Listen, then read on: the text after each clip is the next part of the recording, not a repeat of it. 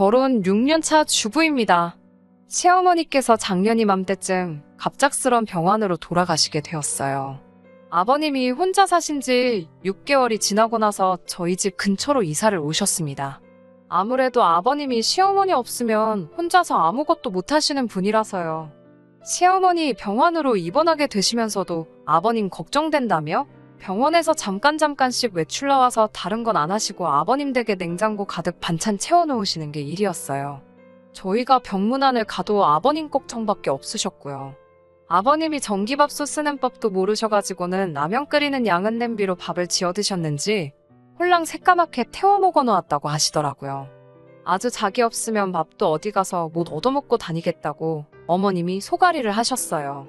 그런 분이셨으니 어머님 떠나시고 나서 얼마나 더 심해졌겠어요. 저도 며느리로서 걱정이 되긴 했지만 외아들인 남편 마음은 오죽했겠나요. 거리가 조금 되기는 했지만 자주 찾아뵈었어요.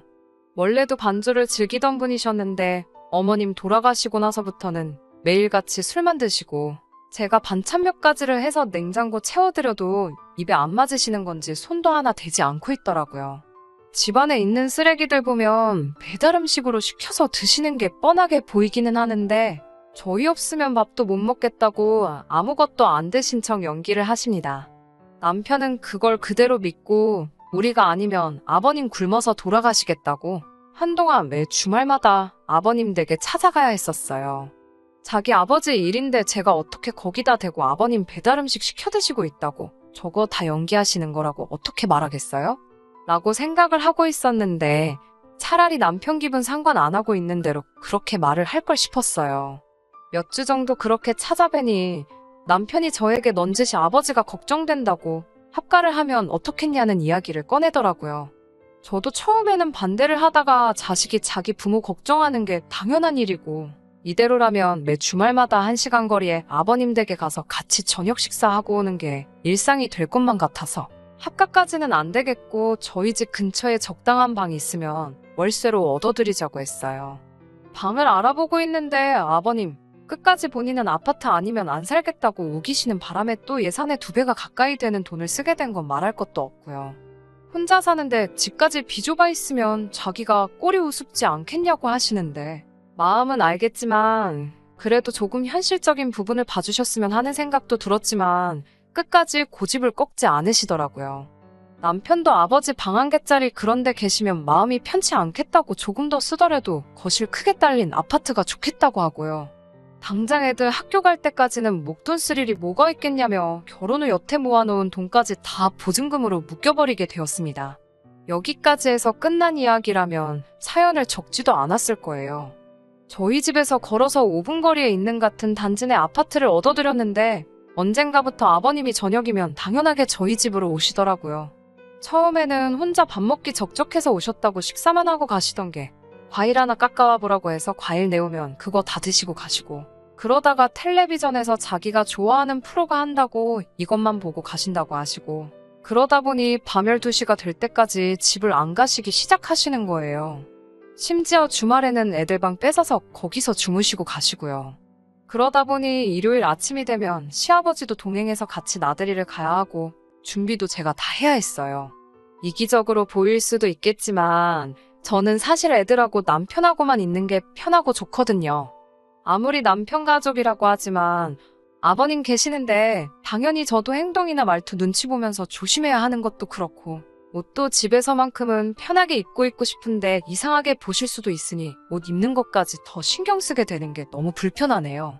저녁에 오시니 음식 준비해야 하는 것도 일이지만 식사 끝나고 나서도 제가 좋아하는 TV 프로 하나 못 보고 식사 후에는 꼭 과일 같은 걸 드셔야 하는지 장볼 때마다 아버님 드실 과일까지 생각해야 합니다. 입도 짧으신 편이라 어제 내왔던 과일은 오늘은 안 드세요. 과일만 그러는 게 아니라 반찬까지 그러시니 아주 미칠 노릇입니다. 아버님 가까이 오시고부터는 남편하고 둘만의 시간도 없고 애들 잠들면 가끔씩 치킨이나 족발 같은 야식 시켜서 맥주 한잔 하는 것도 삶의 낙 같은 것 중에 하나였는데 말이에요. 저녁도 대충 있는 걸로 때우고 널브러져 있고 싶은 날도 있기 마련인데 그럴 수도 없고 저녁도 외식이나 배달 음식으로 때우고 싶을 때도 많은데 아버님이 배달 음식은 일절 못 시키게 하세요. 제가 반찬 해다 드렸을 땐 손도 안 대시고 배달 음식으로만 드시더니 이제는 밥 차려주는 사람이 생겨서 그런가 배달 음식을 안 드시려 하는 건가 하는 생각도 드네요. 매일 새로운 반찬 하면서 저녁밥상 차리는 게 아주 일이고 어머님 돌아가시고 한동안 다니시던 일 안 나가시다가 최근에 새로운 일 구하셔서 가끔씩 나가시기는 하는데 일 없는 날이면 낮부터 와서 점심 좀 차려달라고 하실 때도 있습니다. 저보고 국수 좀 한 그릇 말아달라고 하시길래 국수도 내드렸는데 마침 국물용 멸치가 다 떨어져서 다시마랑 디포리 가지고만 끓여드렸거든요. 그랬더니 국물 맛이 어쩌고 하시면서 불평불만에 잔소리까지 하시고 멸치가 없어서 그랬다고 하니 없으면 사오면 되는 거 아니냐고 화를 내시면서 며느리가 시아버지한테 말대꾸한다고 소리를 지르시더라고요. 적다 보니 너무 불평불만밖에 없어서 그냥 제가 못된 사람인가 싶네요. 다른 며느리분들은 다 아무렇지 않게 모시고 사는 건지 아버님 말 맞다나 남들은 당연하게 하는 걸 제가 너무 싫어만 하는 게 아닌가 싶더라고요. 어디 하소연할 곳도 없고 해서 이렇게 갑갑한 마음 사연으로나 한번 적어봤습니다. 저 같은 고민 가지고 계신 분들 어디 또 없나요? 심심한 위로라도 한번 받아봤으면 좋겠네요. 안녕하세요. 몇 달 전에 시어머니 돌아가시고 혼자 되신 시아버지 때문에 반합가나 다름없이 산다고 신세한탄하던 쓰니입니다. 오랜만에 다시 사연 적습니다.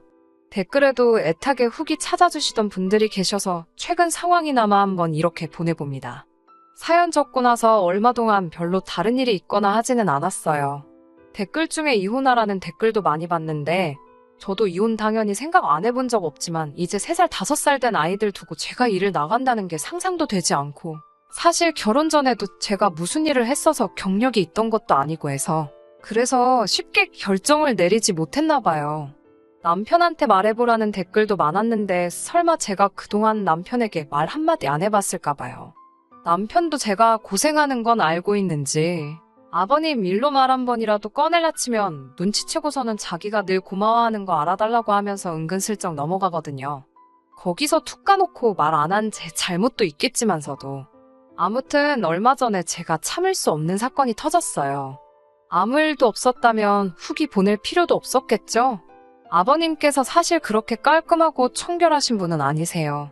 그게 크게 문제가 되거나 한 적은 없었는데 얼마 전에 아버님께서 거실에 앉아 발가락 사이를 깍지를 끼시고 만지작대고 계시더라고요. 그리고 나서 그 손으로 우리 애들 볼을 만지고 입에 드시고 계시던 과일을 발에 깍지 끼고 있던 그 손으로 다시 잡아서 아이들 입에 넣어주시길래 제가 깜짝 놀라서 아버님 팔을 툭 쳐버리고 말았어요. 당연히 집이 난리가 났죠. 남편도 저한테 버르장머리였게 뭐하는 거냐 한 소리하고 애들은 무슨 일인지 인지도 못한 상황에서 큰 소리가 오고 가니 엉엉 울기 시작했고요. 그래도 저는 짚고 넘어갈 건 정확하게 짚고 넘어가야겠다는 생각이 들어서 말했어요. 아버님, 아무리 그래도 발꼬락 만지던 손으로 애들 먹을 거 주시는 건 조금 아닌 것 같다고요. 유난스러운 애엄마처럼 보일지 몰라도 저 아이들 갓 태어났을 때는 충치균 옮을 수도 있다는 말에 애들한테 뽀뽀하는 것조차 어려워하던 사람이에요. 발 한 번 만진 손으로 뭐 먹는다고 애들이 아프거나 그러지 않는 건 알고 있지만 그렇다고 그걸 가만둘 수도 없잖아요. 그래서 다른 건 몰라도 아이들 관련된 거 있어서만큼은 조금 조심해 주시면 좋겠다고 딱 말씀드렸어요. 아버님 기분 나쁘셨을 것도 이해가 되지만 베란다로 나가시더니 거기서 담배에 불까지 붙이시더라고요. 처음으로 아버님한테 저한테 왜 그러시냐고 소리를 질렀어요. 아버님은 기분 나쁜 거 숨기지 못하시고 집으로 돌아가셨고요. 남편은 저한테 뭐라 한 소리를 시작하네요. 같이 사는 것도 아닌데 참 너무한 거 아니냐라고 말도 안 되는 소리를 하더라고요. 매일같이 오며 가며 하시는데 이게 같이 사는 게 아니면 뭐냐고. 잠만 딴 데 가서 주무시면 따로 사는 게 되는 거냐고 저도 소리를 질렀지요. 제가 뭐 오지 마시라고 눈치 드린 것도 아니고 이렇게는 못 살겠다고 들어놓은 적이 있는 것도 아닌데 오히려 급박한 상황에서 제가 행동 거지 실수 한 번 한 거 가지고 두 사람이 마치 제가 못된 며느리인 것처럼 말하니 어이가 없더라고요. 불만 가득했던 건 사실이지만 그동안 제 나름대로 속으로 눌러가며 참아왔는데 말이에요. 그냥 아버님이 잘못하신 것 인정하고 남편이 제 심정 조금이나마 헤아려주고 자기가 아버님 기분 나쁘지 않게 잘 설명해서 중재하겠다. 뭐 이 정도만 이야기하면 좀 좋았을까요? 그런데 뭐 자기는 천하의 효자이고 저는 아주 못된 며느리로 만들고 싶은 건지 아주 저를 죽어라고 물으려 달려들더라고요. 친정아버지가 같은 상황이면 너가 이랬겠냐고요. 입장 바꿔 생각해볼 생각은 안 하고 싫은 생각만 하니 자기 아버지가 행동 하나 저한테 거슬리게 했다고 그렇게 소리를 질렀다는 말도 안 되는 소리를 하는 겁니다. 우리 아버지가 재력이 있었으면 네가 이랬겠냐. 알아서 모시고 살았을 거면서 뭐 이런 말까지 들으니 갑자기 저도 눈물이 막 나더라고요.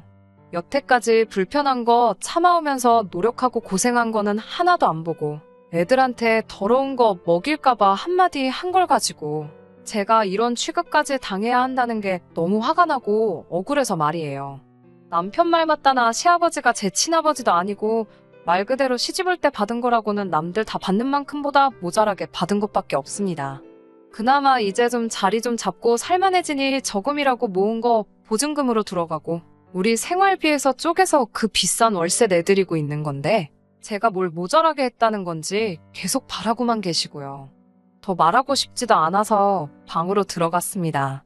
남편이 출근한 다음 날에 저는 몰래 짐을 쌌어요. 어제 그렇게 화를 내고 가셨으면서도 아버님은 약속이라도 한 듯 남편 퇴근 시간 맞춰서 저녁밥 달라고 집으로 오시더라고요. 아버님하고 남편 있는 그 자리에서 싸놓은 짐가방 꺼내놓으면서 저는 이만 이 집에서 나가겠다고 말을 꺼냈습니다. 남편이 전날 저에게 했던 이야기 그대로 아버님께 설명드리고 저는 그래도 최선을 다해서 한다고 했는데 아버님이 저희 집 아버지도 아니고 저도 이 집 딸자식이 아니니 제가 충분한 효도라고 생각했던 게 아버님께는 모자랄 수도 있었겠다고요. 그래서 이렇게 집을 나갈 테니 아버님 자식에게 효도받으며 맘 편히 계시라고 말씀드렸습니다. 아버님 댁 월세는 저희가 내고 있고 보증금도 저희 돈으로 한 거나 마찬가지니 그 집이 제 집이다 생각하고 저는 거기서 지내겠다고 했어요.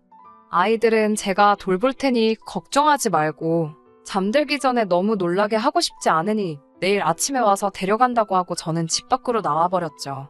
집을 나오는데 두 사람이 뭐라 하는데 듣기도 싫어서 그냥 문박차고 계단으로 후다닥 내려갔습니다. 그거 계단으로 쫓아오면 얼마나 걸린다고? 두 사람은 버선발로 저를 따라 나오면서도 엘리베이터를 타고 나오더라고요. 한참 혼자 걷고 있으니 맨발로 쫓아온 두 사람이 이제는 오히려 저한테 잘못했다고 사과하네요. 남편은 자기가 말이 너무 심했다고 사과하고 아버님은 자기가 좀 더 조심하면 되는데 일터에서 안 좋은 일이 있으셔서 더 과민 반응했다며 자초지종을 그제서야 설명을 해주시더라고요. 여태 고생한 거 이제 와서 인정받고 싶은 마음도 없고 어차피 돌아가봐야 매일 같은 일상이 돌아올 테니 그 자리에서 이젠 솔직하게 못하겠다고 말했습니다.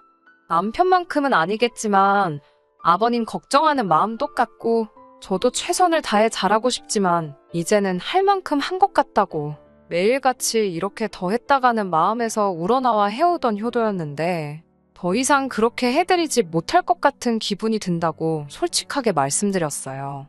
이렇게 집을 나가는 게 저도 홧김에 그러는 게 아니라 이 방법 말고는 더 좋은 방법이 없는 것 같다고 말하면서요. 아버님이 자기도 노력해보겠다고 하셨고 남편도 제가 하는 일 가지고 더 이상 고생시키지 않겠다고 약속을 하고 또 했습니다. 그 후로 저희 진심이 충분히 전해졌는지 지금은 별일 없이 잘 지내고 있습니다. 아버님이 아예 안 오시지는 않지만 오기 전에 항상 저에게 가도 되냐고 허락을 물으세요. 매일같이 하시는 것도 아니고 일주일에 한 번 정도만요. 평소와 똑같이 냉장고에 반찬도 채워드리고 있고 아버님께 전기밥솥으로 밥하는 법도 가르쳐드렸습니다. 월세를 저희가 내는 만큼 되도록 배달 음식은 드시지 말라고 저도 말씀드렸는데 얼마 전에 저한테 1,000만 원짜리 통장 하나를 건네주시더라고요. 여태 집세 내준 거에 반찬값 해서 좀 더 담았다고 하시면서요. 아직 모자라지만 남편 모르게 저 필요한데 쓰라고 하시네요.